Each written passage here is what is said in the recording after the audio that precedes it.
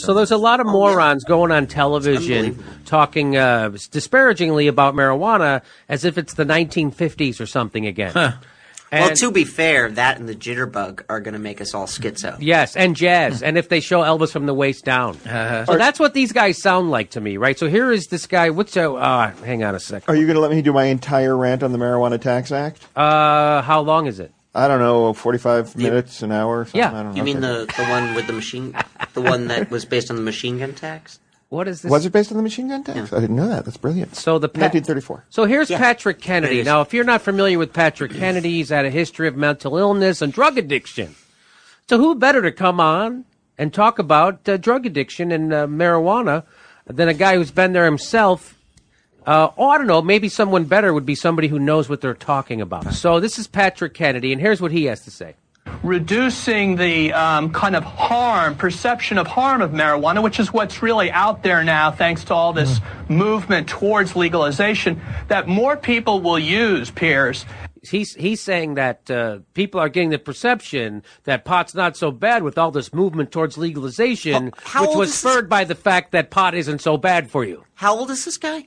I don't know. Patrick Kennedy. Look him up. I don't know. And where is he a representative from? Rhode Island. Rhode Island. I thought it was Rhode Island. Right. From 1995 until 2011. Right. Wow, and he's 45 years old. He sounds incredibly young. There's a high voice. So he started. Female. So he started serving. He sounds female. So in like 28, when he was 28 years old. So here we go. Reducing the kind of perception of harm of marijuana, which is what's really out there now, thanks to all this movement towards legalization, that more people will use, Piers. And if more people use like I did when I was a teenager, 9 out of 10 addicts, which I became, started when they were teenagers. And okay. He became 9 out of 10 addicts? He became 9 out So this whole thing is if we don't ban marijuana, 9 out of 10 people are going to become I mean, what is the statistic? 9 out of 10 people are what is I don't even understand that statistic. Do you? Well, I do. It's bullshit. Yes. That's what that statistic That's what that statistic is, right? And by the way, not for nothing, it is currently much easier to get pot as a high school student than it is to get beer. Yes. So... Yes. What is he talking legalizing and regulating pot actually would be a boom for the very problem he's claiming exists. Well, here's a valid statistic though: 100% of all sober non-smokers die. What? It's true. That's a great. So he's got a little bit more to say. Started when they were teenagers, and no one can argue today that this move will increase the number of young people who will end up using this because they don't think it's any big deal because of this notion that it's medical. Well, I like how he says this notion that it's medical. Hey, have you ever talked to an AIDS patient who uses it medically? It's not a notion. You ever talk to a cancer patient who uses it medically? It's not a notion. Until the Marijuana Tax Act of 1934, it was the second most prescribed medicine in the country, following aspirin. Yes, this notion. Yeah. Then it was called cannabis by the AMA, and it was called hemp by the textile industry, and it was called hashish when it was used recreationally by people of all classes. And then William Randolph Hearst heard that someone had found a way to make paper out of it, and he had lumber holdings. So he started putting in his newspapers that it was marijuana. No one had heard that. It sounded Mexicanish and dangerous. And he planted stories about crazed Mexicans high on marijuana killing families of whites. That's correct. And he said that it was coming across the border and causing white women to enjoy jazz music in the company of black men. Yes. But he still couldn't get it outlawed until someone came up with a way to refine hemp seed oil into nylon, right? Into nylon and fuel. Yes. And that threatened the DuPont holdings. Yes. So they went to the House Ways and Means Committee, snuck a bill through without any debate. On the day that it came up, the AMA showed up and said, whoa, you're talking about cannabis? You can't outlaw that. We use it all the time. And they said, too late. You have to have told us that before. The agriculture department came in and said, whoa, you're talking about hemp? You can't, it's a cash crop. We can't outlaw that. Sorry. You should have filed these complaints 2 weeks ago. The Ways and Means Committee, old white guys, the Wheeze and Moans Committee, put through the Tax Act bill, and in the Library of Congress, in the congressional record, one of the reasons given is that it was causing Negroes to smile in public.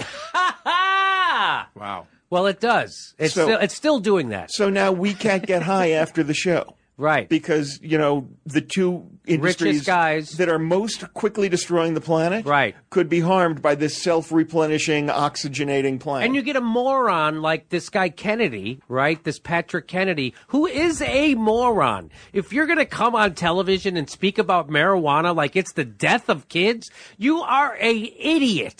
You are a moron. Okay, so here's another guy. I don't know who this guy is. But he's sitting next to Dr. Drew and across the table from Piers Morgan, and let's listen to what he has to say. Well, that's a credential right there. Yeah, alcohol has a long history of widespread accepted use in our culture, dating back to before the Old Testament. Marijuana does not have that kind of widespread history. So I don't see why just because alcohol is legal, marijuana will be. So that's him sidestepping the real issue about why, when people say, well, alcohol is legal, why shouldn't marijuana? He says alcohol has a long history of widespread accepted use in our culture. Yeah, so did slavery. Okay, so did that is the worst argument for anything, because that we've done it a long time. That is, again, when you don't have an argument, you make that one. Yeah, that is the argument that I make whenever anyone suggests that we try to figure out how man might fly. Right. We never flew, so why should we fly now? That can't happen. That shouldn't be happening. It's also, wrong. by the way, the hemp plant has been used in everything since the dawn of time. I mean, the pharaohs wrote on hemp paper, on papyrus made from hemp. So where's this guy coming? He's wrong. The War of 1812 was fought over the availability of hemp. We made our sails and our rope out of it, and it was suddenly the supply was being threatened, and we went into a war over it. And do you know what that led to? No. Nobody knows anything about the War of 1812. I didn't know this. Yeah, I saw a documentary on the War of 1812. They never mentioned it. They never mentioned it, Dylan. How do you know about it? Did they explain to you why the War of 1812 was fought? No. See, they glaze over that. They just talk about the war. They talk about the theater, what happened. But never mention. They never talk about why. I always thought it was just because Madison was kind of a pussy. I thought it was because that the America had gone into parts of Canada and killed people, and then so they saw this as a way to retaliate. And it was all about the availability of hemp and tariffs on imported textiles made from hemp. Okay, so here's another statistic this guy sitting next to Dr. Drew across from Piers Morgan says. And hold on to your whatever, because it's going to fly off. This is actually about kids, for people vulnerable for addiction. 1 in 6 kids who try pot will become addicted. 1 in 6 kids who will try pot will be. It's all about the kids, by the way. All of a sudden, again, it's all. But then, why don't we make it illegal for kids? Why do we have to make just like alcohol, just like cigarettes, just like driving a car? Yeah. We make it illegal for kids, not for grown-ups. I believe 1 in 5 kids who drink every day after school will become alcoholics. Yes. And by the way, that's a complete BS statistic. Completely. There's no way. There's no way they know that. And the reason why I know that is that's one of the things that they always say is like, well, we don't know enough. And let me tell you something, Robert. One of the least studied drugs is marijuana. Right. And that's the way they want it. Because every time they study it, they find out that it helps to cure cancer. Cure stuff. Yeah.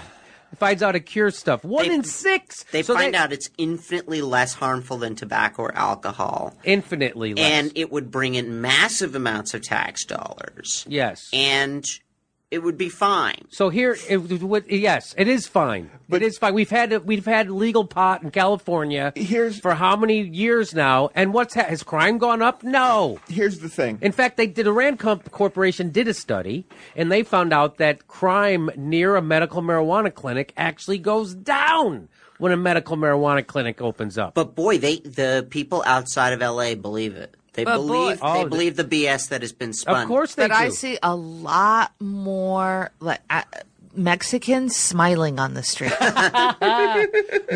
So they bring on this guy who used to be in the DEA.